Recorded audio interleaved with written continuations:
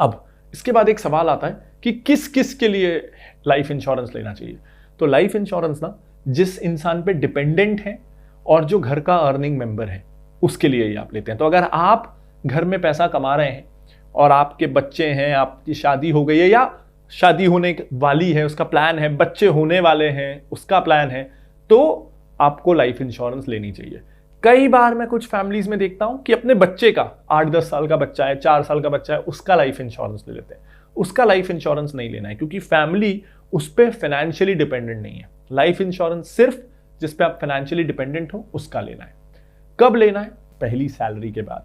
आप जितने यंग हो ना उतनी जल्दी अगर आप लाइफ इंश्योरेंस लोगे तो आपका प्रीमियम जिंदगी भर के लिए उतना सस्ता हो जाएगा। अगर आज आपका प्रीमियम 8,000 रुपये आ रहा है तो सोचो आप 25 साल के हो और आप 65 ईयर्स तक का लाइफ इंश्योरेंस लेते हो, तो अगले 40 साल तक आप अगर आज 8,000 का प्रीमियम आ रहा है तो 8,000 रुपये दोगे। 20 साल बाद जब आप 8,000 रुपये दे रहे होगे तो आप कितने खुश होगे। तब 8,000 की वैल्यू आज के 2,000 के बराबर होगी।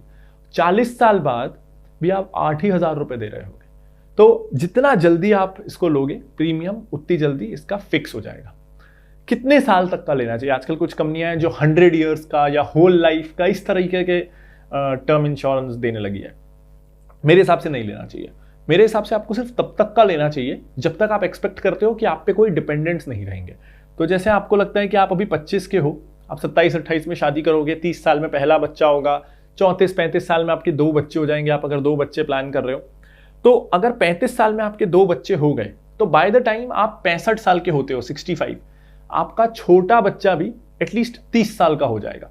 यानी तब तक वो रफली इंडिपेंडेंट हो जाएगा। आपको सेफ रहना है, चलो आप 70 साल तक की उम्र का ले लो, तब तक आपका सेकेंड चाइल्ड भी 35 साल का हो जाएगा।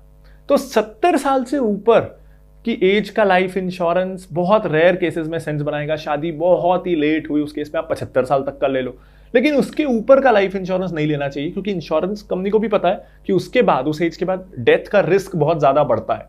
तो प्रीमियम ना बहुत तेजी से राइज होता है अगर आप 65 के ऊपर का टर्म प्लान लेने जाओ। तो 65 से 70 इज आइडियल। आपको उससे ऊपर जाना है 75 ले लीजिए। मोस्ट केसेस में उससे ऊपर जाने की जरूरत नहीं पड़ती है।